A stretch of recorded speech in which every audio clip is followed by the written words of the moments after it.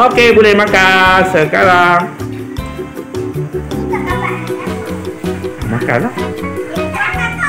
Oh, cikgu makan dah. Awak boleh apa lah. Kalau tidak macam mana tu nak jaga apa? Cikgu nak makan awak. Makan. Cikgu Mahal tak datang. Okey, makan. Oh, Adam tak makan lagi, Adam. Kan makan kan? Kan makan kan? Baca bismillah. Kan?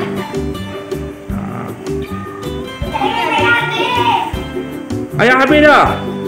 Tak apa. Lagi ayat tu kita bagi turun sikit. Dia habis. Kita bagi turun sikit lah. Makan dulu.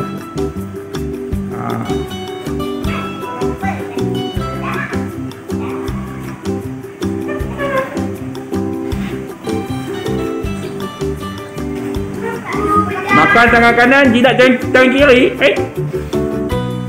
Makan. Oh, Fatih buat bekal. Fatih buat bekal. Apa tu? Makanan apa tu, Fatih?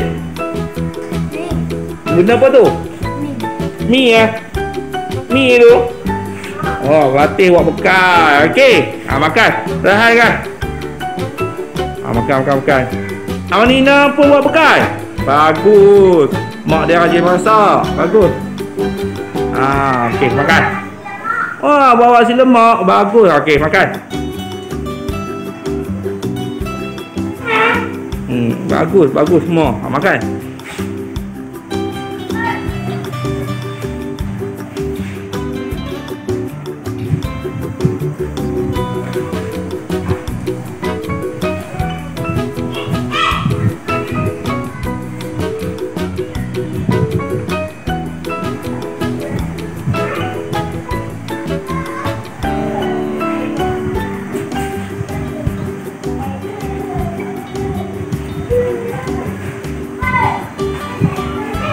Selera makan tu.